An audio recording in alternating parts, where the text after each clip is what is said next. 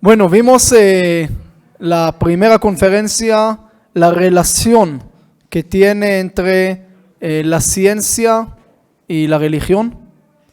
Yo creo que podemos pensar que es como la relación de un hombre y mujer que están casados 500 años y todos los días van a consejería familiar y siempre se quedan juntos y no tienen de otra, pero siempre pelean.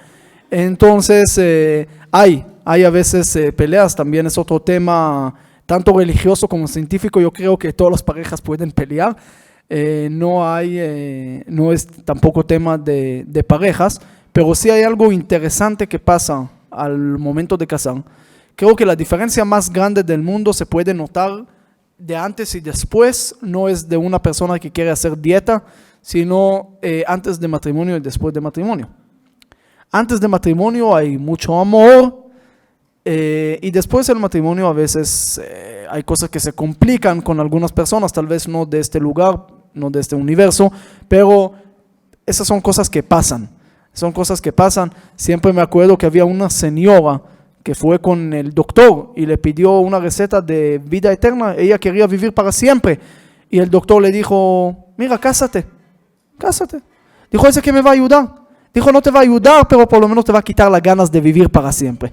Pero bueno, el tema es sí, los hombres no pueden reír tanto.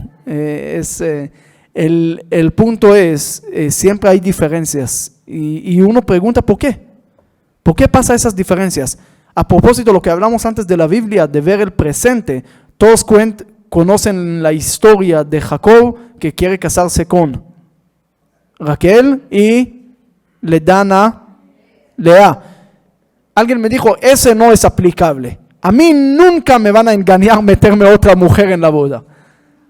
Bueno, tiene razón, ¿no? Creo que a ninguno de nosotros nos pasó esta cosa de Jacob, pero creo que a todos sí nos pasa algo de esto.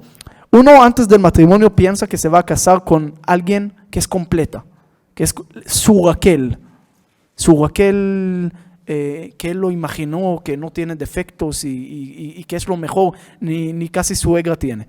Y el punto que después del matrimonio de repente encuentra que es Lea. ¿Qué quiere decir? Que no es lo que él pensó, que lo engañaron, que hay defectos, que hay esto, que hay el otro. No que él no tiene defectos, tiene y mucho, pero él piensa que, ¿y cuál es la solución? De la Biblia, trabajar, ¿sí? Nada es fácil. El matrimonio es una lucha, también hay que trabajar. Hay que esforzar porque el amor no es algo natural así nomás. Al principio hay pasión, pero el amor hay que trabajarlo. Hay que hacer mucho para que este amor siga. Hay que alimentarlo. Es como un carro Mercedes último modelo, pero si no hay gasolina no va a andar. Y esa es la parte más importante que tenemos que saber. En el amor, tanto como en el matrimonio, que hay que trabajar para que este amor crezca, para que lleguemos a un lugar cada día mejor, que el amor cada día va a ser mejor. Hay que trabajar también en la parte religiosa. Hablamos de una relación entre religión y ciencia, llegamos a un punto que hay un punto de comparación, hay un punto de vivir juntos, hay un punto de matrimonio, pero la pregunta que quiero hacer ahorita es, ¿ustedes piensan, es una pregunta que me gustaría escuchar algunas respuestas, ¿ustedes piensan que el mundo moderno, el próximo siglo, va a ser necesario tener una religión o ya no? ¿Por qué hago esa pregunta? Porque antes uno tenía enfermedad, casi no había doctores. Entonces, ¿con quién fue? Con su líder espiritual, no importa de qué religión. Tenía un problema siempre con el líder espiritual. Él tenía que responder tanto a sus pecados como a sus problemas. Hasta que uno que llegó con el rabino y le dijo: rabino, tengo problemas con mi esposa.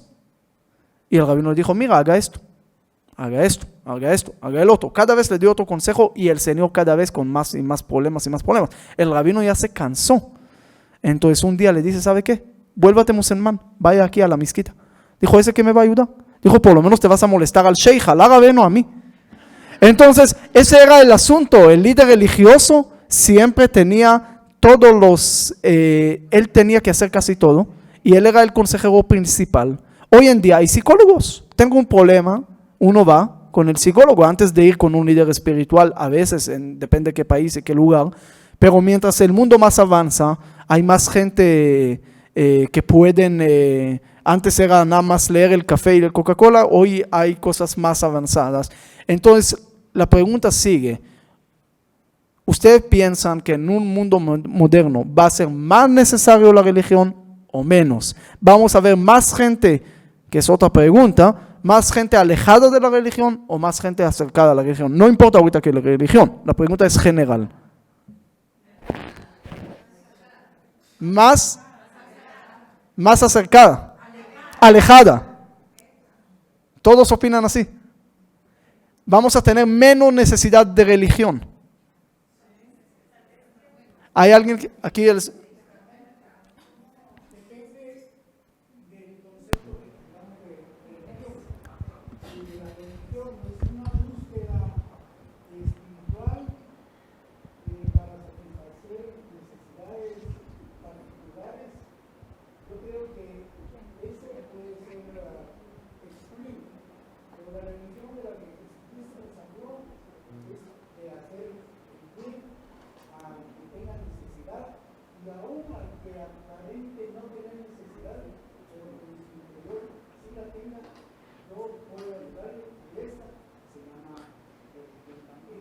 Lo puedes llamar religión.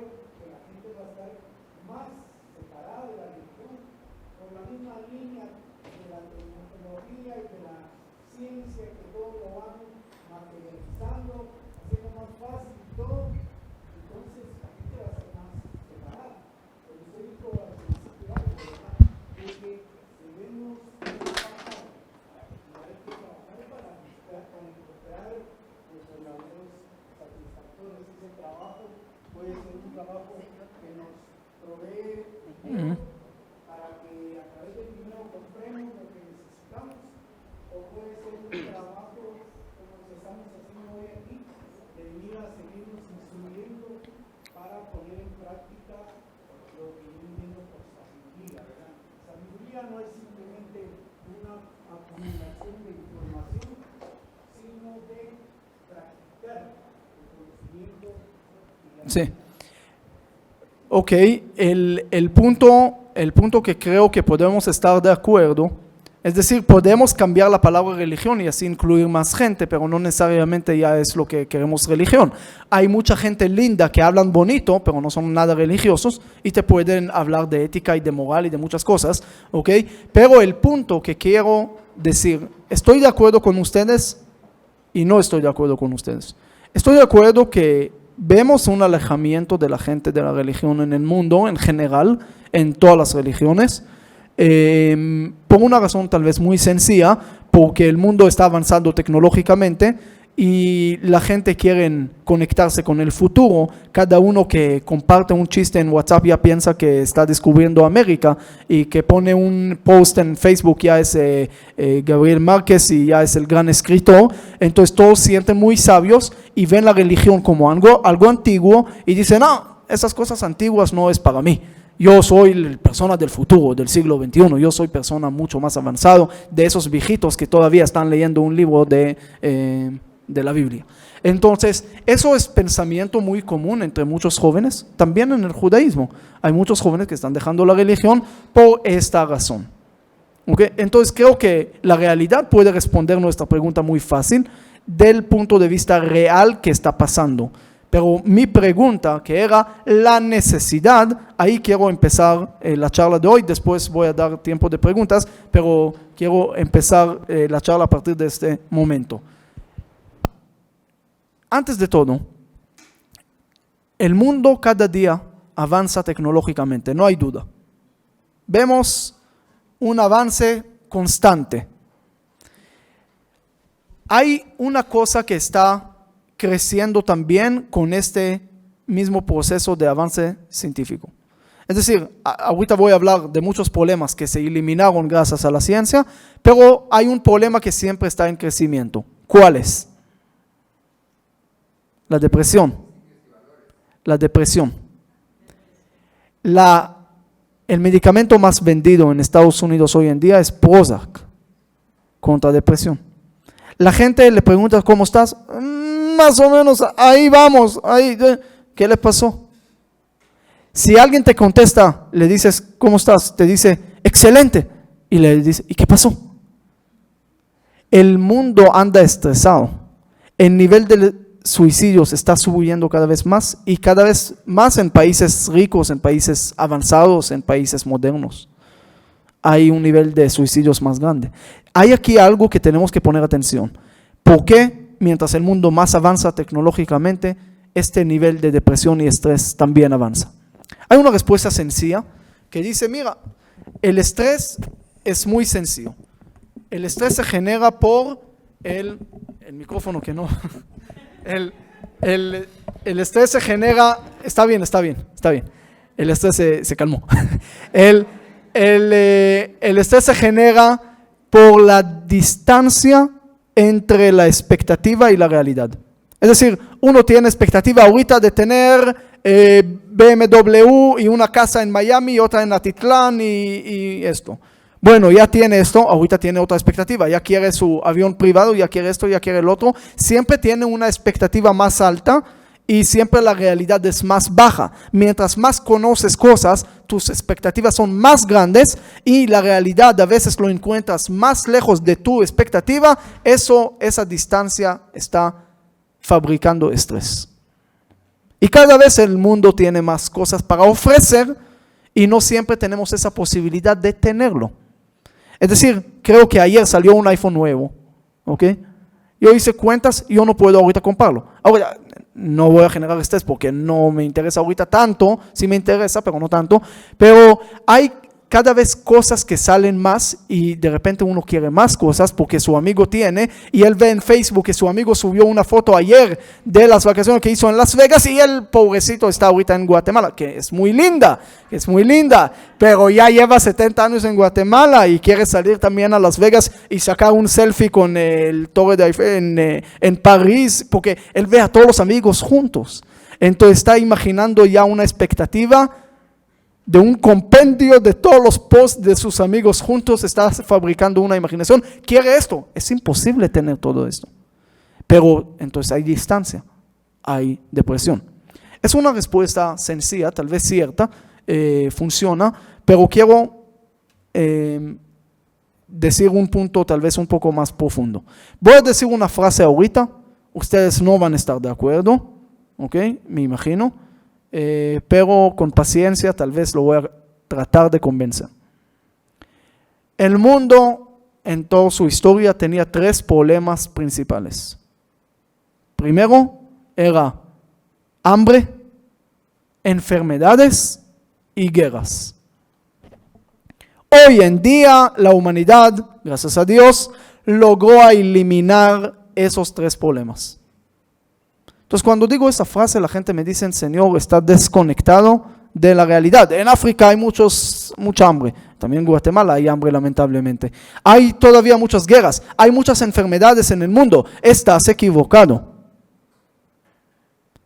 Vamos a ver números. Cuando hablo de hambre, en 1692 en Francia, por hambre, mueren 3 millones de franceses, que son 15% aproximadamente de la población francesa en ese entonces. 2 años después en Finlandia, mueren casi 30% de la población por hambre, 23% casi en el mismo tiempo en Escocia. Y en diferentes lugares del mundo por hambre, cuando dijeron que no llovió este año, quiere decir que no hay trigo, quiere decir que no hay comida, quiere decir que va a haber muertos. Hoy en día, si el mundo no va a llover 5 años, todavía vamos a tener comida por todos lados. Yo estuve en Israel hace unos meses, fui con una delegación de aquí. Una de las cosas que queríamos hacer, conectar con una empresa, con una organización israelí que se llama La TET, que es una organización muy linda que logró solucionar muchos temas del hambre a través de diferentes ideas interesantes. Un ejemplo. Fueron a diferentes fábricas de comida, le dijeron, ustedes tienen comidas que se vencen en una semana, no lo van a poder vender. regala, donan eso, nosotros lo vamos a regalar, en una semana ya van a comer, pero lo vamos a regalar a mucha más gente. Entonces vamos a solucionar ese tema. Fueron a un hotel, ustedes se le queda comida, lo tiran a la basura, pero hay comida buena que se echa, y así una organización buena. Entonces le dijimos, vamos a traer eso a Guatemala. Entonces esa gente empezaron a estudiar lo que es el hambre en Guatemala. Y cuando estuvimos con ellos nos dijeron, señores, ustedes no tienen problema de hambre, ustedes tienen problema de educación. Cuando el niño tiene 10 quetzales y compra Coca-Cola, en vez de comprar algo que lo puede alimentar, es problema.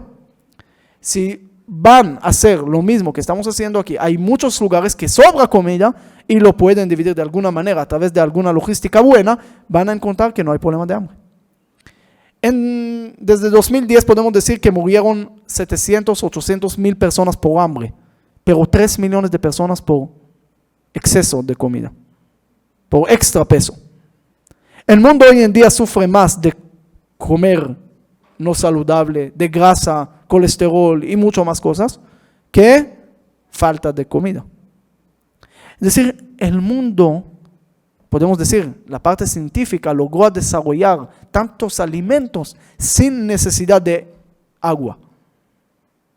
Y Moisés logró desarrollar, a sacar agua de la piedra. En Israel hay técnicas de poder sacar agua del aire. Lo mandaron a la India y lo solucionaron a millones de personas el tema del agua potable a través de técnicas de agarrar agua del aire.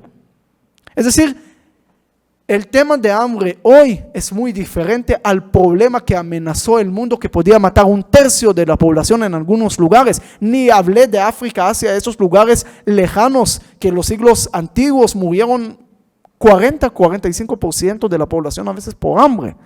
Hablé de países como Francia, pero si uno lee la historia con números, estadísticas, ve que hoy en día podemos decir que el problema de hambre está eliminado. Hay problemas de educación, es otra cosa, pero el problema de tener amenazas, si no va a llover ahorita, ¿qué vamos a hacer? Ese se eliminó. Segunda cosa, podemos ver enfermedades. Estamos hablando en antigüedad otra vez, casi los mismos números de hambre eran enfermedades. El porcentaje a veces podía pasar más de 50% en lugares muy antiguos de morir por enfermedades, pero le voy a dar unos ejemplos históricos. En 1520 llegan 900 españoles a México. Un soldado ahí, que está, el Francisco Argolla, tiene una enfermedad y él baja con eso a México. La población en ese entonces es 22 millones de personas, en poco tiempo se vuelven 2 millones de personas. Todos mueren por una enfermedad que se trajo una persona. Y lo pueden ver también en 1778, James Cook cuando viene a Hawái y se elimina de 500,000 personas en ese momento a 70,000 personas por una enfermedad. La peste negra, 1/3 de Europa. Después de la Primera Guerra Mundial, ¿cuántos murieron de enfermedades entre los soldados? Cuando dijimos enfermedades, era algo que no se podía controlar, se eliminó millones de personas en el mundo. Hoy en día, cuando hablas de la ébola, que era la enfermedad que puede salir del control, en 8 años, ¿cuántos murieron? 8,000 personas. En todo el mundo, ¿cuánto es el porcentaje? Nada. Todavía es grave. Hace poco tiempo, unos 2-3 años, estaba aquí una señora de Israel que recibió el premio Nobel, se llama Dati Yonah, una señora científica que logró hasta romper a entender cómo funciona el ribosoma, la fábrica de la ADN de la bacteria para poder congelar la enfermedad antes que empiece. Hoy cada día estamos más, todavía hay enfermedades, pero el porcentaje es menos de 1%, es decir, que pueden morir por esas enfermedades contagiosas que antes podían eliminar cantidades del mundo sin poder pagar. Son cosas que tenemos que saber. El segundo problema del mundo también está casi eliminado. Es decir, hay, pero está controlado de alguna manera. Hay enfermedades todavía que salen del control, hay cosas, pero no son los números que amenazaron a la humanidad en los tiempos antiguos.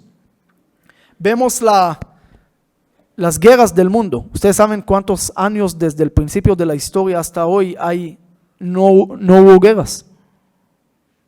Hay un historiador que hizo un cálculo, dijo, había nada más 29 años en toda la historia que no había guerra. Las guerras era algo parte de la normalidad. Cuando Francia tenía un problema de presupuesto, o agárrense a Inglaterra después de 1290 que expulsan a los judíos, 1337 tienen problemas de presupuesto, ¿y qué hacen? Vamos a conquistar parte de Francia. Empieza la guerra de 100 años que duró 116 años, pero todas esas cosas de guerras y matanzas era algo normal. En el gabinete un ministro dijo, nos falta dinero, ¿qué hacemos? Tranquilo, vamos a conquistar ahorita para allá, vamos a Italia, vamos aquí. Las conquistas eran parte de la fuerza del rey. Si Luis XIV quería una cosa y esto, entonces salgamos a la guerra. Es decir, guerras por todos lados, y el nivel de las muertes o el porcentaje del mundo antiguo era más de 23% que murieron eran por guerras. Después del siglo XVI estamos hablando de 15%. Hoy en día el porcentaje que muere por guerras es 1.3. 1.3. Todas esas cosas podemos decir todavía son problemas, pero no son problemas que amenazaron el mundo como antes. 3 problemas principales que hoy en día todavía son asuntos que hay que seguir arreglando, pero no como antes.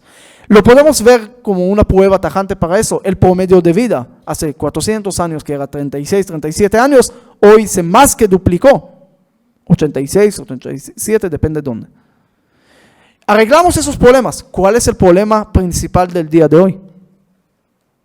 Imagínense, el humano va a vivir más de 100 años. Cada vez va a vivir más. Cada vez va a tener menos cosas que hacer. Escuché a un chino, uno de los más ricos del mundo, que dijo que hasta 2030 los robots van a cambiar, a reemplazar más de 800,000 puestos de trabajo. El humano se va a encontrar con 200 años de vida y aburridísimo, porque las aplicaciones lo van a hacer todo por él. La nevera, si le falta algo, o en el cajón ahí le falta frijoles, y ya le va a avisar automáticamente a la tienda y se le va a mandar, y todo eso se va a través de un robot, y el tipo no se va a mover de la casa. La esposa le pide bajar la basura, tranquila, la aplicación lo va a hacer. ¿Qué? ¿No te gusta manejar? ¿Ya? Sí, el carro se va a manejar solo. Todo se va a hacer de alguna manera, de una forma tan práctica o moderna, de alguna manera, sin tener que trabajar tanto, sin tener que luchar tanto.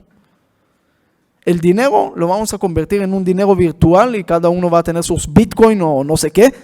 Y finalmente podemos encontrar en un mundo de gente aburrida, que cada vez tienen más espacio en su vida y no saben qué hacer. Ahí viene el estrés, ahí viene el problema del mundo, ahí vienen los suicidios, ahí vienen tal vez el problema más grave que puede reemplazar a todos esos 3 problemas juntos. Porque vamos a tener un vacío. Cuando el humano siente un vacío, está en problema. El humano puede tener muchas dificultades en la vida. Y lo puedo dar una prueba, un ejemplo. Yo en Cali, en Colombia, salí de mi casa a la sinagoga cada mañana, a las 6:30 de la mañana más o menos. No me agarran la hora, tal vez era 6:28. Caminando, saliendo de la casa, siempre me encontré con un señor que lleva un carrito de basura, con una niña encima, un niño al lado, un perrito medio enfermo. El tipo, sin camisa, sin zapatos, tal vez 2 dientes, se ve como no sé qué, pero la forma que él cada vez me dijo buenos días con una sonrisa tan grande, yo tenía envidia de su felicidad. Dije, ¿de dónde ese señor saca tanta alegría? De repente ves una persona que tiene todo, de todo, dinero, mujeres, poder, hasta presidente de Estados Unidos, pero no lo ves alegre. Entonces uno dice, ¿qué pasa aquí en este mundo? No es qué tienes, sino qué piensas en tu vida, cómo es la vida tuya en tu pensamiento. Hay gente que pueden pasear por todos lados y cada vez lo ves más triste de antes. Cada vez lo ves más preocupado de antes. El mundo como dijo Viktor Frankl, está buscando significado. Y el significado es la parte más importante que vamos a enfocar en el próximo siglo. Porque todo lo demás lo podemos arreglar de aquí y cada vez vamos a estar más avanzados. Pero mientras más vamos a estar avanzados de este lado, más vamos a encontrar ese vacío. Imagínense el mundo de antes. El humano conoció nada más su pueblito. Ese era su espacio. Nunca salió de ahí. ¿Él qué pensó? Sobre el modelo egocéntrico, que él es el centro del universo. Bueno, de repente sale y empieza la ciencia, llega Copérnico y dice, no, mira, es que antes llega y dice que la Tierra, que el planeta, que esto, empiezan a encontrar más cosas. El humano ya se vuelve más pequeño, el mundo más grande. Llega Copérnico y dice, no, ni siquiera somos el modelo geocéntrico, ni siquiera somos el centro, el Sol es el centro. Más pequeños todavía. Después llega y dice, ni siquiera el Sol, todo eso es una parte pequeña de un sistema mucho más grande. No estás aquí miles de años, estás aquí millones de años, billones de años. No sabes cómo la historia fue marcada a través de intereses económicos, como dijo Marx. Y después llega Freud y dice, ni siquiera conoces tus impulsos y cómo actúas. Ni siquiera que llega después Darwin y dice que sos especie animal. Entonces el humano cada vez lo encuentra más pequeño y más innecesario para el mundo. Hasta que piensa, no, pero por lo menos soy altruista, yo ayudo a los demás. Y llegan los neodarwinistas y dicen ni siquiera esto. Porque todo eso es un motivo de cuidar tu especie. Ese es el altruismo. Le quitaron al humano todo, lo dejaron tan pequeño, innecesario para el mundo y para todo.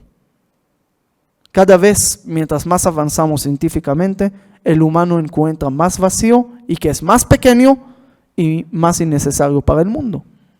Antes, si el humano no trabajaba en el campo, no había comida.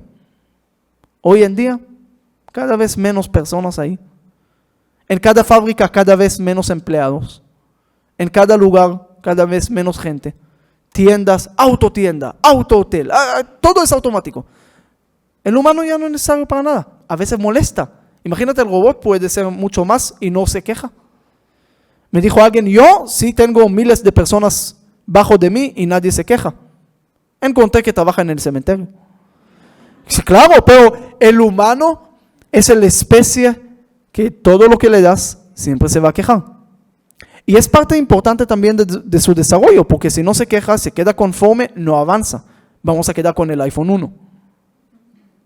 Pero el humano siempre quiere más. Es algo bueno y algo negativo. Pero finalmente el punto que tenemos que recordar de todo eso, el significado que el humano está buscando. ¿Dónde lo va a encontrar? Ahí viene el punto. La religión va a ser cada vez más necesaria para el mundo moderno. Para una persona en el mundo moderno cada vez va a encontrar más vacío y cada vez en la religión va a poder encontrar su significado. ¿Por qué? Sin hablar ahorita de qué religión, porque a través de cada religión se puede llegar a encontrar tu propósito.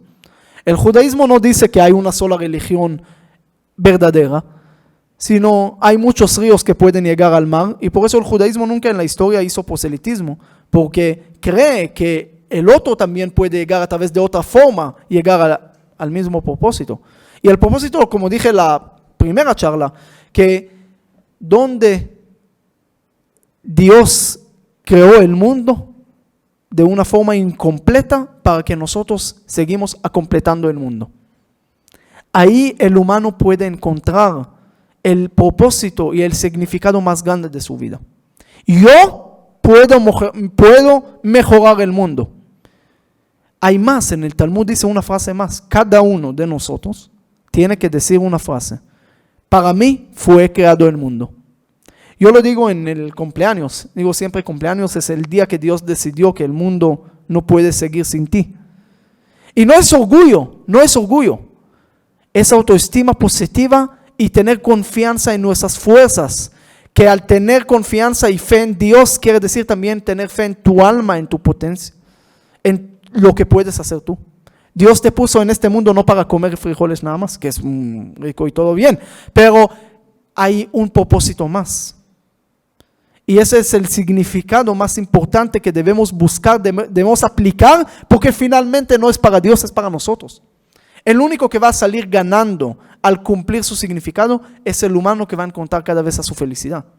Y sí, cada vez más en un mundo más moderno, más avanzado, más necesidad va a tener de encontrar esto. Hay cosas que sabemos, pero no siempre lo podemos conectar de la mejor manera. Es decir, podemos saber muchas cosas, podemos estar de acuerdo que aquí está esto, pero a veces al conectarlo de una forma diferente, nos salen conclusiones diferentes. Y eso es lo que quiero hablar, que creo tal vez es el punto más complicado de entender. Entonces, ¿por qué la religión trajo tanto sangre al mundo? Le voy a contar una historia de un rabino del siglo XI, un rabino filósofo, muy interesante. Se llamaba Rabbi Avraham Ibn Ezra. Él tenía de todo, pero una cosa le faltó. Suerte no tenía. Él mismo escribió sobre su vida que si va a vender velas no se va a oscurecer nunca. Si va a vender sombreros la gente va a nacer sin cabeza, con los ojos en no sé dónde. Y si va a vender mortajas para muertos la gente no van a morir. En verdad, así lo escribió. Dijo, oye, Aleish nolad bli kohav. Como dice, hay una persona nace bajo de una estrella y el otro nace estrellado. Dijo, yo no tengo suerte. Y no tenía suerte. Una vez los alumnos le querían regalar dinero. Él no quería recibir. Entonces le dijeron, lo vamos a poner en su camino. Él va a caminar, lo va a ver y lo va a agarrar porque lo va a encontrar ahí. Y así lo hicieron. Y observaron de lejos a ver qué va a pasar. Y él empieza a caminar. Y los alumnos lo ven de lejos, ven que llega donde está el dinero y pasa. Y no lo ve. Dice, ¿qué pasó? Lo vamos a preguntar. Le preguntaron, mira, rabino, ¿qué pasó en el camino? Dijo, mira, yo estuve caminando, de repente pensé, ¿cómo es que siente un ciego? Entonces, cerré los ojos para sentirlo y lo pasé. ¿Entendieron que suerte no tenía? Suegra sí, suerte no. Bueno, ¿qué se puede hacer? No hay ningún problema con las suegras, es nada más suegras de la gente terroristas que le hacen problemas. Pero son cosas que son diferentes. Cuando mi suegra llegó a visitarme en Colombia, yo fui a recogerla del aeropuerto y le pregunté cuánto tiempo quiere quedar y me dijo, lo que ustedes quieren. Entonces yo le pregunté, ¿cómo? ¿Ni para un café? Pero bueno, el tema era el punto que el rabino no tenía suerte. Y no tenía. Una vez estaba él caminando de diferentes países porque ni siquiera casa tenía. Era muy pobre. Y una vez ve un anuncio en una comunidad judía que buscan un rabino. Dice, aquí por lo menos voy a ganar algo de dinero, voy a tener algo que comer, donde dormir, esto está, voy para allá. Y sí era rabino muy importante, pero se veía pobre, con ropa rota, con esto, el otro, no se veía tan bien. Entonces la gente llegaron y dijeron, ¿qué? No, yo quiero ser el rabino de ustedes. No, tú no sos rabino.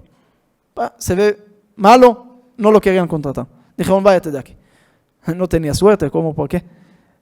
Se fue al mercado a ver si encuentra algo para comer. De repente ve una persona con una barba blanca, casi de 1 kilómetro, estaba en el mar, salía con pescados, hasta con su barba, se veía bonito, se veía una persona así. Entonces dijo, ese es bueno. Dijo, rabino, venga para acá. Dijo, yo no soy rabino, yo vendo aquí pepinos, tomates, yo nada que ver con rabino. Dijo, pero mira, ¿cuánto ganas aquí al mes? Dijo, $1,000. Dijo, mira, yo te doy 3,000, venga conmigo. ¿Qué tengo que hacer? Tú no tienes que hacer nada, nada más ser rabino. ¿Cómo ser rabino? Yo no sé nada. Te dije, pepinos, tomates, ahí terminó el conocimiento. Tengo maestría en pepino y doctorado en tomate, pero nada más. Dijo, mira, tú tranquilo. Yo le voy a decir que tú tienes que encargar de los ángeles arriba y con las manos vas a arreglar el tráfico de la gente ahí. Yo voy a hablar en tu lugar, la gente me van a hacer las preguntas, yo te voy a decir cualquier cosa en tu oído, tú me contestas lo que quieras, y yo, como yo sé las cosas, yo lo voy a decir al público que tú me dijiste eso y así vamos a trabajar de esa manera. Bueno, la gente vieron a este tipo con la barba, dijo, ese sí parece bonito, ese sí va a ser el rabino aquí. Y lo contrataron, pero él estaba con las manos arriba y la gente dijeron, muy profundo ese tipo, todavía es espiritual, es un ángel. Entonces uno se paró y dijo, rabino, ¿cómo se hace esto en la mañana? Entonces dijo, voy a preguntarle al rabino, le dijo Pipino, el otro le respondió Tomate y el otro regresó dándole una conferencia de 1 hora sobre todo lo que le preguntaron. Dijeron, ¿cómo puede ser que eso lo aprendiste de una palabra que él te dijo? Dijo, es muy espiritual y ese todavía hay más. Ese es lo que yo entendí nada más, todavía puede haber más. Y así, durante un tiempo, ese era el trato. Era como un traductor de este tipo espiritual. Bueno, llega un momento que la gente dice, ya no queremos a ti, Señor. Nosotros contratamos al Señor de la barba bonita y a Él queremos escuchar. ¿Ya cuántos tráfico hay en Los Ángeles? Que pongan un puente ahí, unos policías de la pena y queremos hablar directo con Él.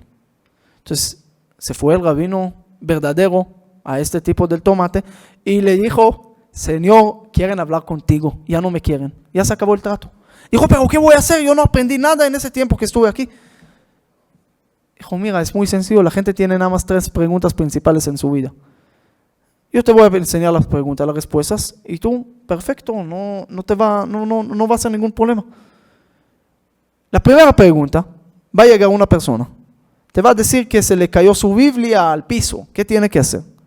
Y tú le respondes, que lo levante, que le dé un beso, que haga que le dé alguna limosna a un pobre, no sé qué, haga un rezo, y se acabó. Bueno, aprendió esta primera respuesta, la primera pregunta y todo bien. La segunda pregunta, una persona te va a llegar a decir que tiene problemas con su señor, que a veces pasa. Tú le dices que regrese la otra semana y hasta ahí se arregla solo. Esa es la respuesta. Bueno, la tercera, ustedes saben, hay una forma de comer el animal, la forma judía es una forma diferente, hay que hacer shrita, es una forma muy complicada. Alguien te dice que tiene la vaca y lo quiere comer, entonces tú le dices cómo agarrar el cuchillo, cómo matar, cómo esto, cómo el otro, cómo sacar el pulmón, etcétera. Una respuesta un poco más complicada, le tardó 1 mes para aprender, pero aprendió la respuesta. Bueno, el rabino verdadero se fue del lugar y dejó a este tipo con esa gente. Llega la primera persona y le dice, mira, yo tengo una vaca, lo quiero comer, ¿qué tengo que hacer? Dijo, es la primera pregunta, tiene que ser la primera respuesta. Agárrala, dale un beso, ponga un esto, haga un rezo y se acabó. Dijo, ¿qué tiene que ver? Dijo, Señor, yo soy el rabino aquí, yo decido la cosa. Dijo, ese rabino se enloqueció. Pero bueno, ¿qué se puede hacer? Llega la segunda persona. Dijo, rabino, mi Biblia se cayó, ¿qué tengo que hacer? Dijo, regresa la otra semana. Dijo, ¿qué la otra semana? Dime qué tengo que hacer. Regresa la otra semana. Bueno, ese todavía no era tan problema, pero cuando entró la tercera persona y dijo, rabino, tengo problemas con mi esposa. Y el otro le contestó, la tercera respuesta es muy sencilla. Agarra el cuchillo, mátala, saca el pulmón, se acabó la cosa. No entendió por qué lo hicieron eso también casi a él. Porque él respondió según el orden, pero no siempre el orden. El contexto, las cosas que tenemos, a veces perdemos la carpa, como dije antes. Y ahí quiero llegar al punto tal vez más importante que creo de toda esa charla. El origen de las peleas, de los conflictos y las cosas negativas es el mismo origen de las cosas positivas. ¿Qué quiere decir? El humano tiene una naturaleza de tener y querer pertenecer a algo. La pertenencia es un sentido natural que tenemos. Queremos pertenecer a algo, a una familia, a una religión, a una comunidad, a un partido político, cada uno a algo, pero tiene que pertenecer a algo. Le dices a uno, ¿quién sos? Yo soy derecha, yo soy izquierda, yo soy católico, yo soy judío, yo soy... Siempre te responden con alguna pertenencia, porque es natural. Entonces la naturaleza humana es hacer grupos, hacer círculos, tener familia. Y eso es algo bueno, pero también a veces se empieza a hacer competencia. ¿Por qué? Yo tengo pertenencia, por ejemplo, yo soy derecha, quiere decir que los demás están equivocados, porque yo tengo la verdad. Al pensar que hay una sola verdad, eso fabrica competencia. ¿Quién tiene esa sola verdad? Por ejemplo, yo digo lo que viene al maratón, hay un solo ganador. ¿Qué pasa? todos empiezan a correr. ¿Qué pasa contigo? Que tú ves que sos el segundo lugar y hay uno que corre mejor. ¿Qué vas a hacer? ¿Qué vas a hacer? Hay dos opciones. O correr más rápido. No. O ponerle algo en la pierna o algo ahí en el piso para que se caiga y yo me vuelvo el primero. No es una opción mía, pero es una opción que existe. Es decir, el mundo funciona así. Yo tengo que llegar primero porque hay un solo lugar en la verdad. Entonces, mi religión, mi partido, mi pensamiento, mi familia, tiene que ser el primero y yo tengo que correr. Y si veo que hay alguien ahí que ocupa el lugar, entonces lo voy a sacar de aquí. Porque yo tengo que estar ahí, porque yo tengo la verdad. ¿Y cómo puede ser que hay otro ahí? Esas palabras tan pequeñas generaron tantos problemas en el mundo en toda la historia. Tanta sangre, tantos conflictos, en todo. Quiero que vean dos cuentos de la Biblia en Génesis. El primero, el diluvio, el segundo, de Torre de Babel. ¿Qué pasó en Torre de Babel? Trataron de unificar todos los idiomas. Si uno lee un versículo antes que empieza el cuento del Torre de Babel, ve que había muchos idiomas. No empezó después, antes.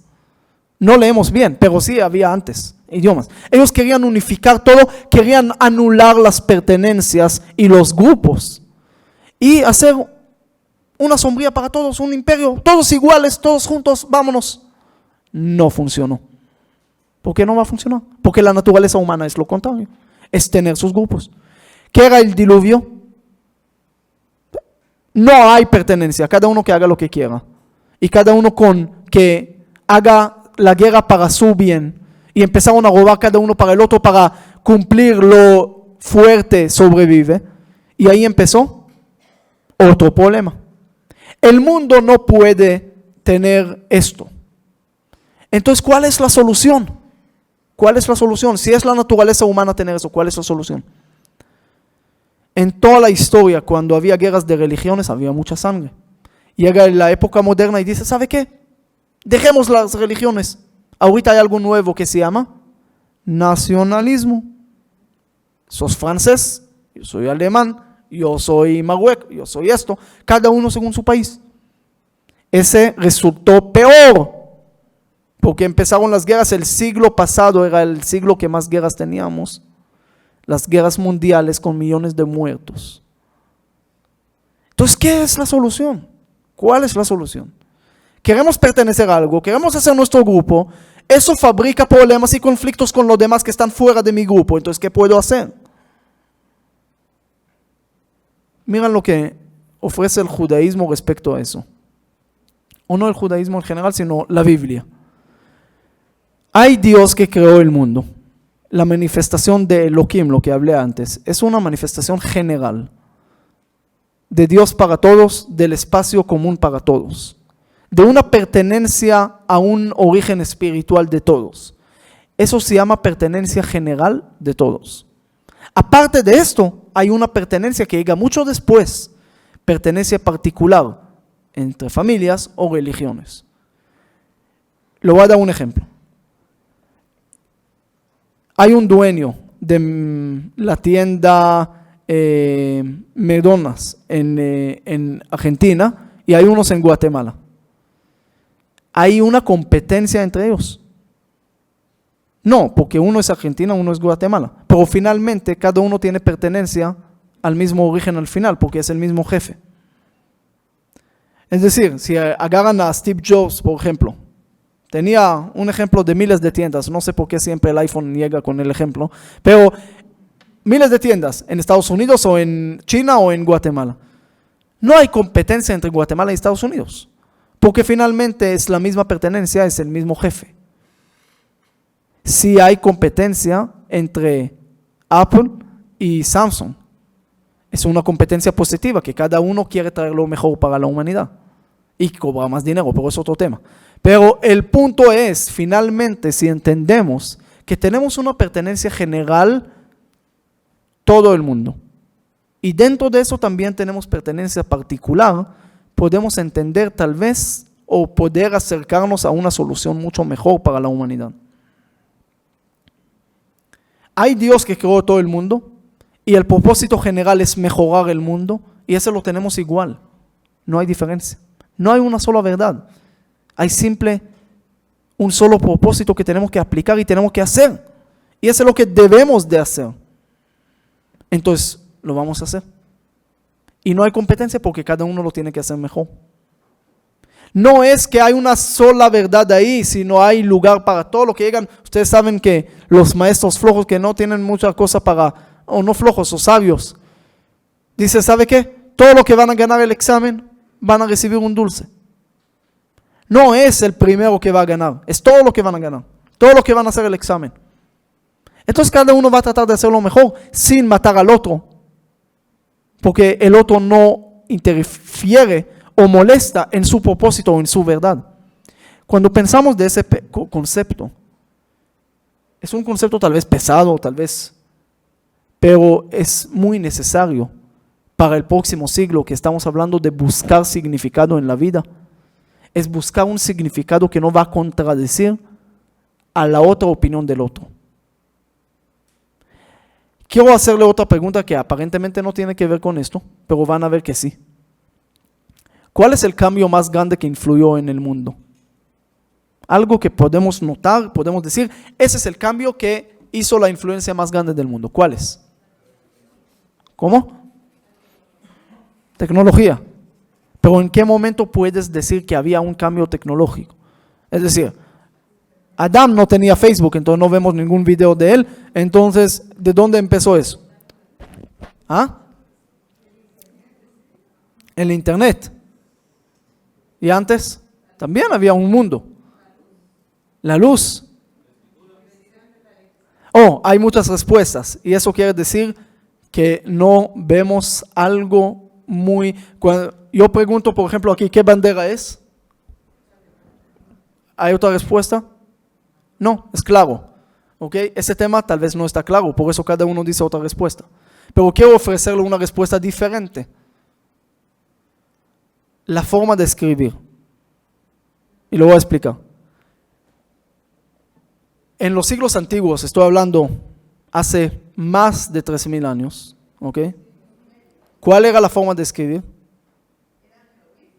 Sí, pero la forma de escribir normalmente era de derecha a izquierda. Derecha a izquierda, ¿ok? En hebreo, hasta hoy, es de derecha a izquierda. ¿Ok?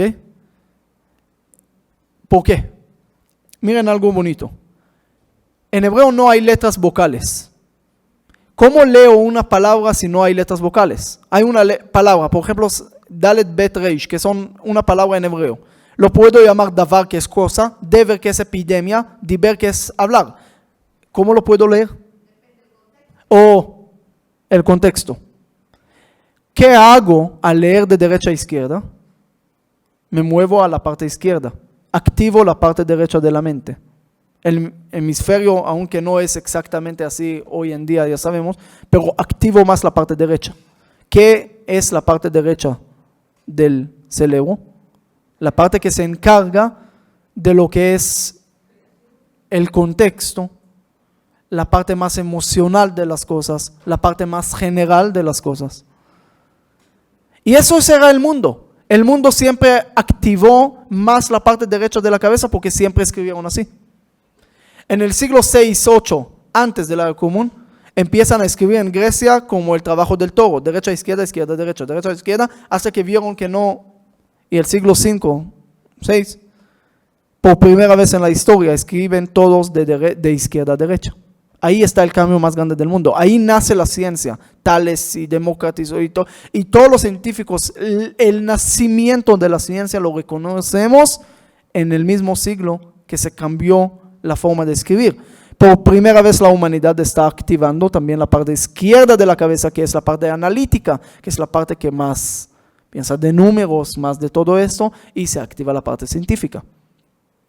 Alguien me preguntó por qué la religión católica en aquel momento logra a tener tanta gente o logra tener tanto éxito. Entonces le dije, mira, pasa algo interesante. Jesús escribe en hebreo o en arameo, de derecha a izquierda, pero en Grecia, en Roma, en todo cuando lo traducen y cuando lo escriben en el Nuevo Testamento, lo escriben de izquierda a derecha.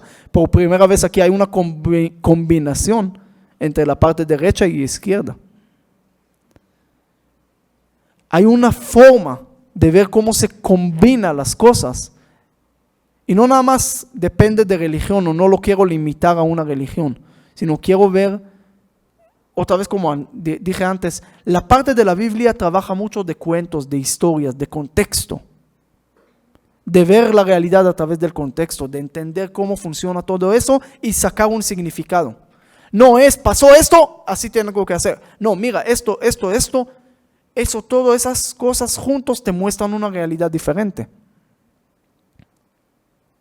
Pero después que empiezan a desarrollar la parte izquierda, la parte científica, entonces hay otro desarrollo muy grande ahí. Cuando se combinan las cosas, las combinaciones, ahí llega el momento donde podemos ver un mundo tan avanzado. Los judíos en la historia, en el pasado, no eran tanto científicos, no desarrollaron tanto el mundo científico. El Talmud está basado también en sabios de Grecia y dicen que la sabiduría en las naciones también existe y lo podemos ver la base también de Maimónides, por ejemplo, en la filosofía de Aristóteles, y en muchos lugares podemos ver que no desarrollaron tanta ciencia. Hoy en día sí. Hoy en día lo podemos ver también a través del premio Nobel, por ejemplo. El judaísmo es menos de 0.2 de toda la población mundial. Somos más o menos 14 millones de personas, pero ganaron 23.9% de los premios Nobel. Es decir, aquí hay algo más, es una combinación ya de la parte derecha y la parte izquierda hoy en día. No es que el judío nace más sabio, no. Es decir, puedes ver sabiduría en cualquier lado, pero es la forma de pensar y del propósito dentro de la teología. Desde la teología, mi propósito es personal, particular y general mundial. A la vez, tengo que desarrollar mi persona y tengo que desarrollar el mundo, tengo que seguir la creación del mundo y no nada más el judío. Es un pensamiento que debemos de pensar todos. Ese para mí, el contexto final de la Biblia es esto. El contexto final de la Biblia es no cómo no caer, cómo no pecar, cómo nada más esto. Es más allá. Es cómo desarrollar tu personalidad y cómo mejorar el mundo.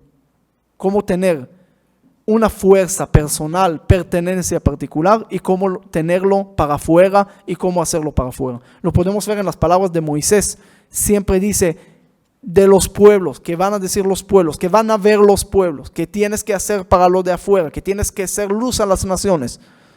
Guatemala también tiene que ser luz a las naciones. Cada persona también tiene que ser luz a las naciones.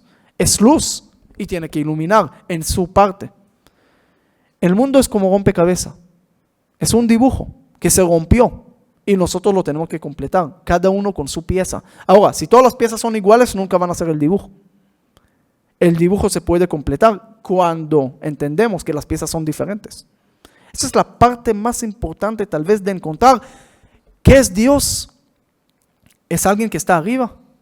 Entonces siempre el mundo piensa que hay el mundo politeísta, que creó en muchos dioses para responder problemas, porque mira, hoy me pasó algo bueno, es Dios de la luz. Hoy me pasó algo malo, no puede ser que es el Dios de la luz, porque Él hace cosas buenas. Hay otro Dios. El agua contradice al fuego, hay dos dioses. La belleza, hay una persona bella, hay una persona fea. Son dos dioses diferentes. Uno sabía fabricar personas, el otro le salió mal. El politeísmo quería responder al problema muy grave de no entender las diferencias del mundo. El monoteísmo lo responde de una forma más interesante. Sí, hay un solo origen, pero ese solo origen se encarga de todas las diferencias porque el mundo se puede completar a través de todas esas diferencias. Había dos niños que eran muy traviesos. Siempre hicieron problemas, los papás ya no lo podían soportar. Entonces de repente trajeron al rabino o al líder espiritual, ahí era el rabino, vamos a decir. Y el rabino llega con uno de los niños, lo agarra, lo mete a un cuarto y le dice, mira, hay que respetar a los papás, y empieza a dar qué cosa. El niño está jugando con su celular, y no, esta vez sí era Samsung, y no le está haciendo caso ni escucha al rabino. El rabino de repente se enoja y le empieza a gritar, le dice, ¿qué te pasa? ¿Qué piensas? ¿Dónde está Dios? ¿Qué estás haciendo? Y el niño asustado empieza a llorar, se escapa del cuarto y va con su hermano y le dice, mira, no te imaginas en qué problemas nos metimos ahorita. Dice, ¿qué problemas? Dijo, es que esta vez Dios se perdió y echan la culpa a nosotros. Él tenía una imagen de Dios que cuando le preguntan ¿dónde está Dios? Es que se perdió. Sí, ustedes se ríen, pero a veces se hace así. Cuando Dios pregunta al humano ¿dónde está el humano? Después de su pecado le dice ¿dónde estás? ¿Qué le contesta el humano? Ahora, ¿por qué Dios preguntó? ¿Dios no sabía? Entonces, ¿por qué pregunta? Si tú vas a saber cuántas monedas tengo en la mano, te voy a dar las 3. Es decir, puedes preguntar y responder a la vez, pero si uno sabe la pregunta, ¿por qué pregunta? Sino aquí Dios le hace una pregunta a Adán y a cada humano y humano en cada lugar y tiempo del mundo. Y nos dice, cuando nos caímos, Dios nos pregunta, ¿dónde estás? ¿Por qué te alejaste? ¿Por qué piensas que al pecar tienes que alejar? Lo contrario, tienes que acercar más. Todo eso es un motivo para acercar, no para alejar. La Biblia está llena de errores de los líderes. Y desde el principio, no para decirnos que Dios no logró lo que Él quería, lo contrario, para enseñarnos que sí, la religión no nos enseña a no caer, no nos hace ángeles. La religión nos enseña cómo levantar de la caída. Cómo, a pesar de una caída, cómo podemos levantar. Cómo no perder nuestro Dios, pero cómo no perder nuestra alma y cómo no perder nuestra confianza a pesar de más caídas. Si ustedes leen la historia de Lincoln, de Abraham Lincoln, del presidente de Estados Unidos, cuántas caídas tenía, cuántos fracasos tenía en su vida, pero al final logró ser presidente. Si uno lee la historia de Thomas Edison, gracias a él tienen ustedes luz. Él cuando era niño era insoportable.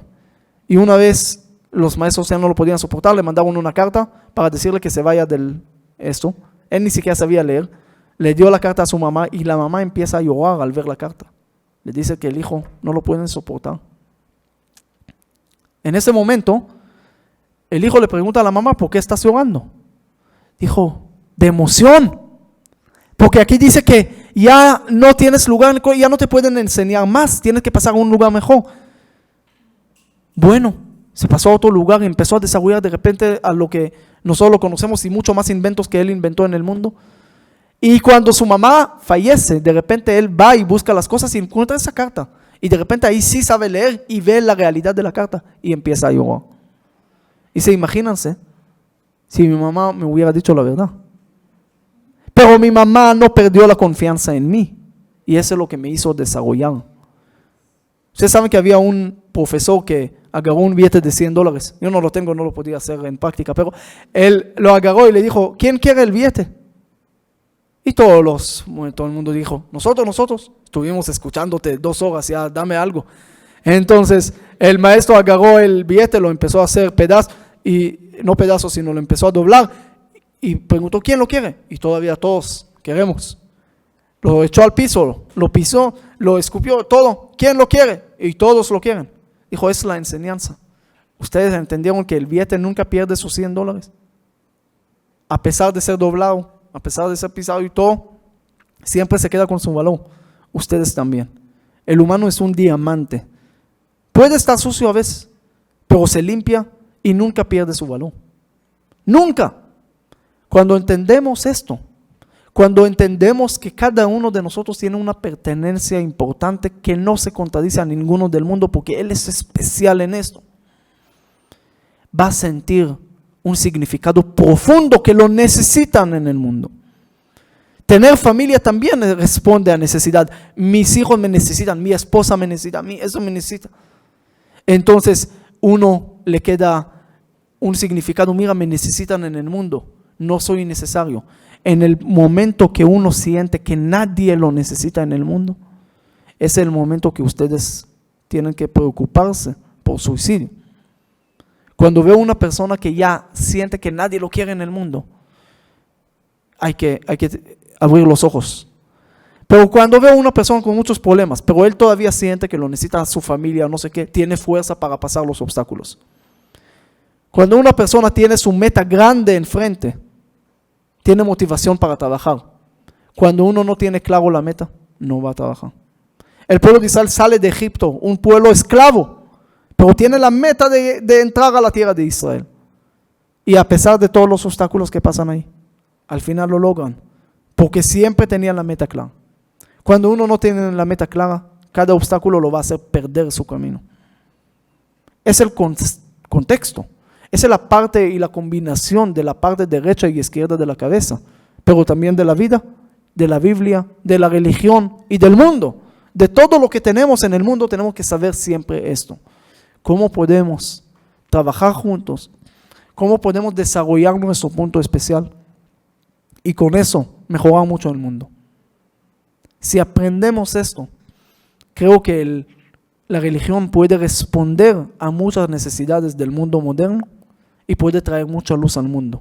Si no lo sabemos bien y lo conectamos con aquel Señor, entonces podemos llegar a lo que llegaron: sangre, guerras, peleas, problemas. Tenemos simplemente que tener, a veces es la misma cosa, pero entender el concepto, entender el mensaje del contexto y también de la forma analítica, del general y también de la forma particular. Pero no limitarnos, sino estar más abiertos para ver cómo podemos ver fuera de nuestro círculo, que hay más cosas afuera también. No ver la conclusión que la mosca sin alas no puede escuchar. Tal vez hay más cosas, tal vez hay cosas que no entendemos. Y cuando entendemos eso, lo mejor y la forma de entender más alta es entender que a veces no podemos entender, que hay más allá todavía. Eso nos da una ventana de poder entender a la gente también, de poder entender. Mira, yo le dije a alguien, me dijo, no entiendo a Dios. Y dije, ¿y a tu Señor así lo entiendes? Si no puedes, había una historia, ese sí lo tengo que contar. Había un señor que era muy justo y un día Dios se aparece con él y le dice: mira, Señor justo, sos lo mejor que me pasó en este mundo, por lo tanto te regalo un deseo, lo que quieras. Entonces dijo: mira, yo vivo aquí en Israel, pero yo quiero mucho a Guatemala. Yo quiero tener un carril directo de mi casa de Israel, una carretera directa a Guatemala. Imagínense, olvídense de arreglar la carretera de Atitlán, de no sé qué, simplemente de Israel directo una carretera que llega aquí, sin peajes. Dios le dice: mira, yo soy Dios, pero es complicado esto, es ahorita cambiar todo el mundo y sabes, y esto, el otro, y pasar, y pídeme otra cosa, te prometo que te lo voy a dar. Dijo: ¿sabe qué, Dios? Quiero entender a mi esposo. Y Dios lo mira y le dice: ¿cuántos carriles querías en aquella carretera? El fin, le dije a este señor: Dios es como la mujer. Escuchen las mujeres, esa es una frase buena. Dios es como la mujer. No siempre hay que tratar de entender, hay que sentir. Esa es otra cosa. Sentir es algo más bonito. Cuando no podemos entender, podemos sentir. La combinación de la mente y el corazón es básica para el mundo. Por eso tenemos la parte de la mujer, la parte del hombre, la parte izquierda, la parte derecha, la parte sentimental, mental. Todo junto puede fabricar un mundo mucho mejor, mucho más bonito, que puede ir a contestar el próximo problema del próximo siglo. Sí, los problemas graves, ojalá que poder solucionar todo, pero también poder transmitir este mensaje de luz, de unidad, de tolerancia y respeto, no nada más por ser persona bonita y decir respeto, respeto, exijo respeto, sino por entender que es la única realidad que hay. Porque así como tú tienes tu punto especial, el otro también tiene. Respétalo. Voy a abrir las preguntas si tienen. Yo tengo una. Sí. Hablando de que la religión, yo estoy de acuerdo que va a ser más necesaria el poder darle a la persona un propósito, un sentido de vida. Pero ¿qué le diría usted a una persona que le dice: pues yo no necesito la religión, no necesito Dios, yo encontré ese propósito en estos libros de autoayuda, tengo un coach personal, que ahora son famosos, y que en realidad pues yo he leído muchos testimonios de personas que han cambiado su vida radicalmente desde estar en drogas y en cosas muy feas y recobrar, digamos, el control de su vida. ¿Cuál le diría a usted que es la ventaja entre una religión y uno de estos programas? ¿Cuál es la diferencia? Mira, primero, sí es verdad, mucha gente cambiaron su vida a través de otras cosas, no necesariamente religiosas, pero también yo creo que al analizar y profundizar en la religión, primero se encuentra también, por ejemplo, ahorita no es el tema, pero hay formas de PNL, por ejemplo. Se puede encontrar mucho de PNL en la religión, en las escrituras. Se pueden encontrar muchas más cosas de esto, de todo ese coaching, y esto es parte de las historias que te enseñan cómo hacerlo, te enseñan cómo fortalecer tu autoestima a través de esas historias. Sí, es parte de lo que te enseñan, ¿ok? Pero también tener fe, hay algo que la fe puede traer que casi nada puede traer, es esperanza. ¿Por qué? Lógicamente, no hay lógica de tener esperanza. Es decir, que mañana va a ser mejor de hoy, ¿por qué? ¿Cuál es? Puede ser 50-50. La fe de estar pensando de alguien que está encima tuyo, que te controla o que te da las cosas que necesitas. Yo te puedo contar una historia de un señor en Estados Unidos hace unos años. Perdió 7 personas de su familia. En una se quemó la casa, era la fiesta de Hanukkah. Se llamaba Gabriel Sazón, lo pueden ver en internet. Es una historia real de hace unos años nada más. Y yo encontré el año pasado a ese señor en New York. Y le dije, mira, no entiendo cómo sigues la vida. Es decir, la esposa, los hijos, todos murieron. ¿Y sabe qué hace el tipo hoy? Da conferencias de alegría y de cosas. Dije, ¿cómo puede ser? ¿Cuál es la forma? Y me dijo, mira, la fe me sacó adelante. Es decir, la fe tiene fuerza, no siempre. No ahorita quiero generalizar. Si no tienes fe, nunca vas a salir adelante. Si tienes fe, siempre vas a salir. No es general. Es una ayuda más. Es una ayuda más para tener un soporte más allá, más grande de nosotros. Ese soporte es importante en momentos difíciles. Aparte de la apuesta de lo que hicimos antes y cuentas matemáticas, pero te voy a contar otra historia de un niño de 10 años, que está en la playa, ahí con un letrero grande, que saluda a su papá, o a alguien, no sé. Y alguien le dice, ¿qué estás aquí? Niño tonto, con un papel, con un letrero, ¿qué? Aquí no hay nadie. Dijo, ¿no ves ahí el barquito ese que está ahí? Dijo, ¿estás loco? Ese está más lejos de cualquier otra cosa del mundo. Ahí no se ve nada, ni casi lo vemos nosotros. Ellos no nos ven a nosotros, menos a ti, menos a tu letrero. Dijo, ¿y tú no conoces, Señor, aquel lente que se puede ver de lejos? Dijo, claro que conozco, niño tonto, pero ¿quién te va a mirar de ahí? Dijo, es que el capitán de ese barco es mi papá y nos acordamos a ese momento que yo voy a estar aquí, él va a estar allá y él me mira, yo lo sé. Señor sabio. Entonces, claro que pensar de la distancia es muy lejos, pero cuando pensamos que Dios no es un término de un rey nada más, sino de un papá, de alguien que nos quiere el bien y el propósito de cumplir la creación y nos da el propósito mucho más grande de un coaching, de un PNL nada más, de mira, hacer bien para tu vida y pensar bien, que es algo muy bonito, yo estoy a favor, pero la religión puede abrirte ventanas más allá, a una pertenencia general de toda la humanidad, a un Dios, a una cosa espiritual, a una creación grande, a un mejoramiento de un mundo. Ese es algo muy bueno, ese es algo que podemos ver. No nada más en eso, hay mucho más ventajas que podemos sacar de la religión. Cuando usted hablaba de ese sentido de pertenencia general y sentido de pertenencia particular, inevitablemente pensé en el contexto guatemalteco.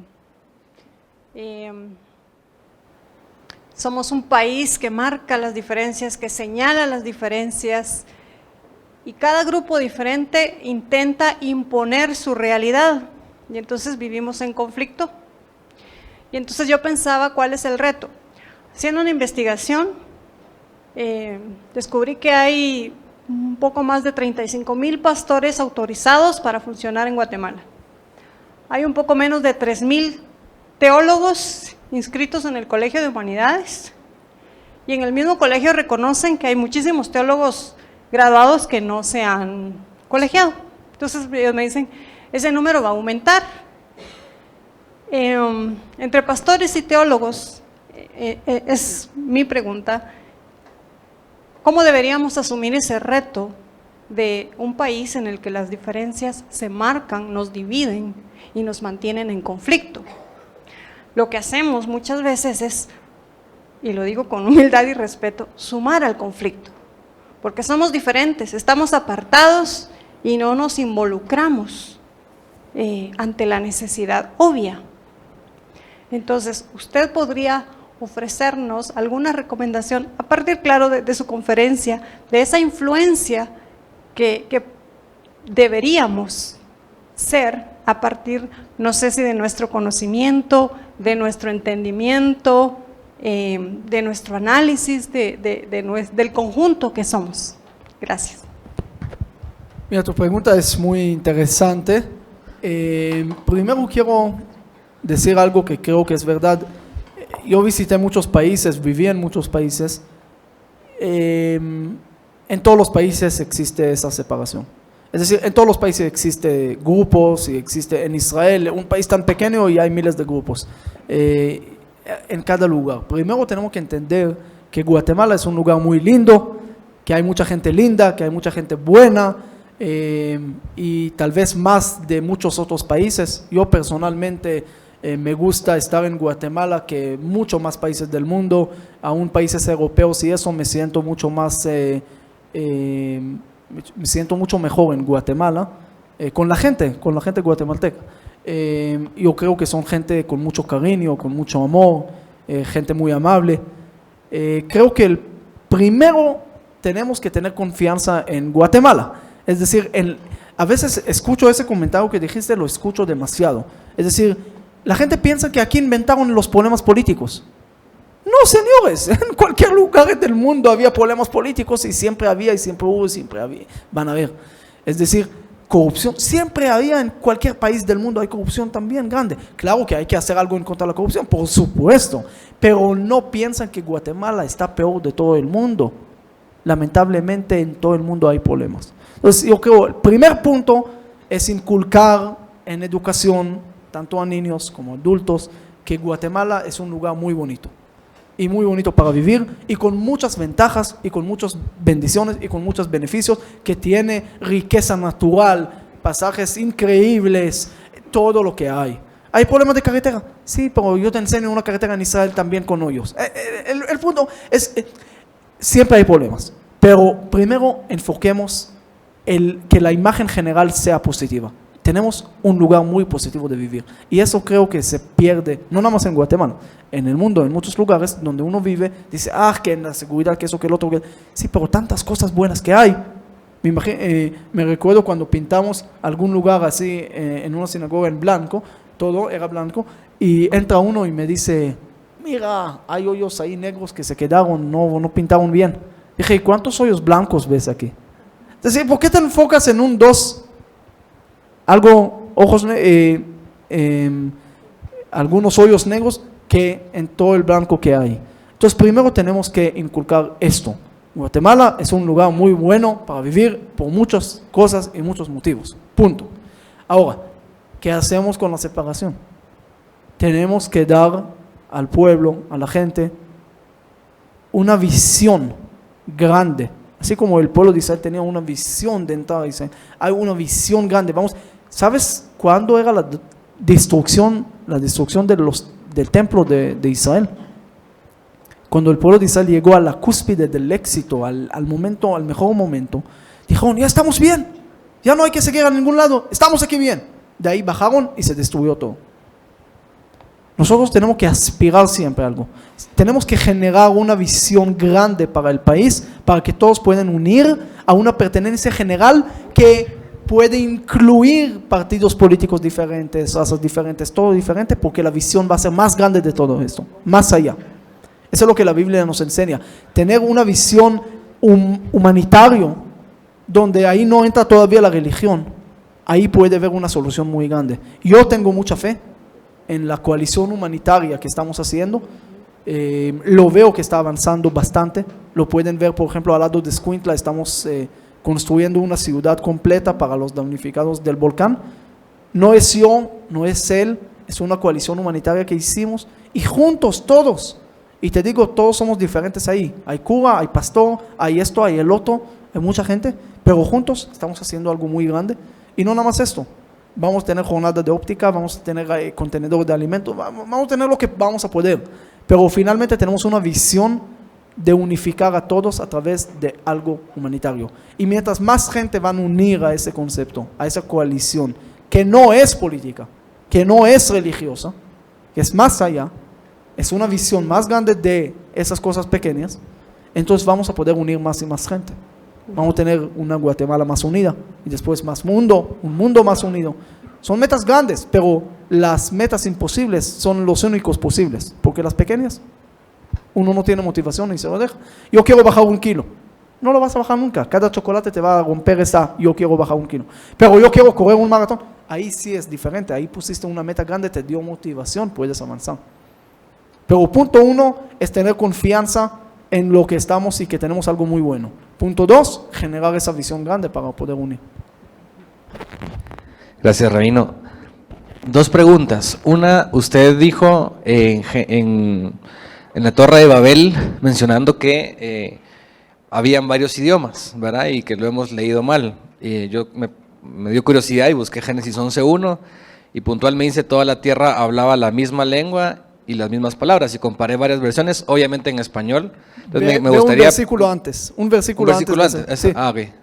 Búscalo ahí. Génesis 10. Esa era mi pregunta, porque quería saber de dónde era. Mira el final de este capítulo 10. Del 10, ok. Sí. Y la otra pregunta es, yo estoy totalmente de acuerdo con el tema de la unidad, digamos en el Nuevo Testamento hay muchos argumentos sobre la unidad. El mismo Jesucristo hablaba mucho sobre esto, pero mucha gente que cuando hablamos en un contexto judeocristiano argumenta en cuanto al pueblo de Dios que mataba a otras naciones. Yo en lo particular, pues creo que la bondad de Dios siempre se manifiesta, pero ¿cómo poder responder o qué consejo nos daría como un judío, ¿verdad?, a responder ante el agnosticismo que refuta sobre la maldad que está en la Biblia, en el Antiguo Testamento? Dígase Josué, dígase las guerras que mataban a los demás. Entonces, ¿cómo así que la unidad y la universalidad? Me gustaría que nos diera un consejo. Muy bien, muy buena tu pregunta. La primera, sí, ve el versículo antes, ahí te vas a sorprender.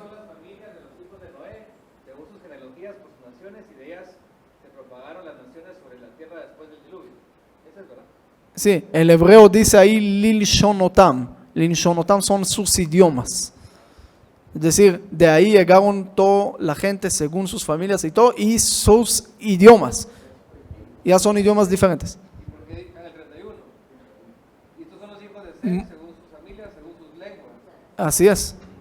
Y hay lenguas. ¿Por qué dice esto en el exactamente lo que dije antes, contradicción del séptimo motivo. ¿Ok? Es uno de los ejemplos. ¿Ok? Y lo puedes encontrar mucho más. Ok, ahora sobre tu segunda pregunta te voy a responder rápido porque ya lamentablemente tengo que ir, aunque fue un gran gusto estar con ustedes, gran gusto, pero a veces el tiempo manda a uno, pero te voy a responder rápido, y si quieres ampliar un poco, en YouTube tengo un video nuevo que se llama ¿Quién es el pueblo elegido? Ok, ahí quiero que veas. El judaísmo no pretende ser una religión que no tenía errores en el pasado. Lamentablemente teníamos errores. Sí, muchos errores. Te digo, yo voy ahí desde Caín y Abel, que Caín mata a Abel, pero más allá, desde que Isaac y Abraham por Sara expulsan a Agar y le hacen sufrir a Ismael. Jacob roba las bendiciones y molesta a Esav robándole la primogenitura por darle comida. Los hermanos de Yosef que lo venden a su hermano, el pueblo de Israel antes de los egipcios y todo lo que está pasando ahí. No pretendemos ser una religión sin errores. Lamentablemente había muchos errores en la historia. Como dije, la religión no nos enseña cómo no caer. No somos ángeles, somos humanos. El pueblo judío exactamente como cualquier otro pueblo del mundo que puede y tenía errores. El punto es cómo levantar, cómo corregir, cómo seguir y cómo mejorar. Entonces, claro, yo te digo, cuando yo era niño, tal vez yo discutí y peleé mucho con la gente que estaban alrededor, pero mi propósito en la vida cada vez pelear menos. No es que ahorita nunca voy a enojar, tal vez ahorita me enojo con alguien, no sé, pero el punto es cómo cada vez mejorar, entender nuestra debilidad humana, pero entender y tener confianza que podemos también cambiar, que podemos mejorar. ¿Sabes? Termino con esto. Mira algo bueno que pasa con Noé. Dios le dice a Noé, mira Noé, voy a traer diluvio al mundo, voy a exterminar con toda la población del mundo. A ti, entonces Noé pregunta, ¿y yo? A ti te voy a salvar. Entonces tranquilo, traiga el diluvio, no tenga pena, con mucho gusto, bye. Bueno, Dios dijo, Él cumple. Espectacular, es el niño bueno de la familia. Dios le dice a Abraham, voy a destruir Sodoma.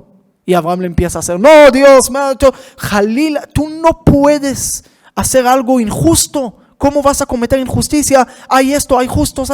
Empieza a negociar. Dios no, y hay 40, no, hay 40, no, hay 30, hay 20. Agárrate a Moisés. Dios le dice a Moisés, mira, voy a terminar con el pueblo de Israel, ya se acabó. Y Moisés le contesta, Dios, no lo puedes hacer. Lo voy a hacer. No lo puedes hacer. Lo voy a hacer. No lo puedes hacer. Si lo haces, bórrame de tu libro. No quiero estar contigo. Imagínate qué atrevido. ¿Y a Dios qué le gusta? ¿A Noé o a Abraham y Moisés? Dios dice a Moisés era el más fiel que tenía. ¿Qué quiere decir? Dios quiere las personas que alegan, que preguntan, que discuten y que quieren cambiar. No la gente que acepta la realidad como es. Así es y no voy a cambiar. No, podemos cambiar, podemos hacer y podemos mejorar. Teníamos errores, pero queremos mejorar. Y cada vez queremos disminuir los errores y hacer el mundo más bonito como cualquier otra persona. Y esa es la parte que tenemos de responder. No tenemos que esconder los errores. Lo contrario, ahí en esta clase que te dije, hablo mucho de los errores. Pero el punto es reconocer y ahí se puede arreglar. Muchísimas gracias a todos. Tengan muchas bendiciones y mucha unión en Guatemala. La palabra todárraba se queda corta. Tendríamos que hacerlo con otra palabra más explícita, más grande, de decirle gracias en chapín por estar con nosotros, por venir a exponerse. Y lo que dijo ahorita al final. Maimónides dijo que existían dos clases de personas después de escribir la guía a los perplejos. Y dijo, existen los intelectuales que todo lo preguntan, todo lo investigan, todo lo cuestionan, y el vulgo que lo cree todo. Yo he animado a los estudiantes a decir, sean de los intelectuales, que pregunten, que investiguen, porque luego ustedes no han visto discutir a dos judíos. Y discuten fuerte, pero luego están sentados y se toman un cafecito. Nosotros como guatemaltecos, lo que preguntaba aquí mi estimada, no sabemos discutir, no sabemos poner las cosas en la mesa y luego tomarnos de la mano y construir. Pero yo espero que los estudiantes de teología sean esa sal y luz, que puedan saber que se puede sentar, y usted realmente ha sido un ejemplo verlo sentado con la iglesia católica, parte de la iglesia evangélica y parte de otros lados, y usted está ahí sentado en medio de todos. Se quiere decir que esa unidad que viene de la unicidad de Dios, lo podemos tener como seres humanos. Gracias por haberse tomado su tiempo y estar aquí, lo apreciamos tremendamente. Yo creo que vamos a volver a tocar su puerta para que esté con nosotros nuevamente. Y quisiera darle de parte de nosotros un obsequio como recuerdo de este día, y quisiera que usted lo sacara para que ellos supieran qué es lo que tenemos en esta cajita. Es una cajita que tiene algo especial y es algo de jade original, que aquí tiene su tarjetita, que es, y es, a ver, si usted dice que es, para que sepan qué es. Aquí veo potencial de otra charla por lo menos. Es la estrella de David, en una piedra muy especial, redonda, el mundo es redondo y la estrella, bueno, es la próxima charla. Es muy interesante ver todo eso, tiene bastante significado, bastante cosas profundas que se puede sacar, entonces le agradezco muchísimo. Es una piedra de jade donde está plasmada la estrella de David, para decirle que Guatemala e Israel somos uno, porque esa Torah, esa Tanaj, esa Mishnah, esa Gemara, ese Talmud, y ahí la inspiración de encontrar esa más alta ética, no de pensamiento, no de emociones, sino porque hay un Dios, y eso queremos seguir. Que Dios le bendiga en su camino, y aquí tiene amigos en esta facultad. Muchas gracias.